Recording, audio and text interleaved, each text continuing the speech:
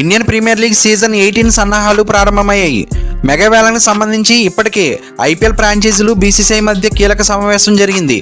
ఈ సమావేశం అనంతరం రిటైన్లు ఆర్టీఎంలు కలుపుకుని సుమారు 6 నుంచి 7 మంది ఆటగాళ్లను ఫ్రాంచైజీలు అట్టిపెట్టుకునే అవకాశాన్ని కల్పించింది బోర్డు. ఈ తరుణంలో మెగా వేలానికి ముందు ఫ్రాంచైజీలు తమ స్టార్ ప్లేయర్లను రిటైన్ చేసుకోవడం దాదాపుగా ఖరారైంది. మరి ఏ ఫ్రాంచైజీ ఏ ఆటగాళ్లను రిటైన్ చేస్తుందో ఇప్పుడు చూద్దాం.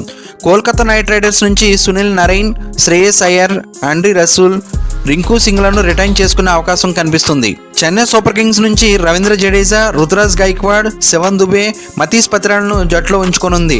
ఇక ముంబై ఇండియన్స్ విషయానికి వస్తే బుమ్రా, హార్దిక్ పాండ్యా, సూర్యకుమార్ యాదవ్, తిలక్ వర్మలను కొనసాగించవచ్చని తెలుస్తుంది.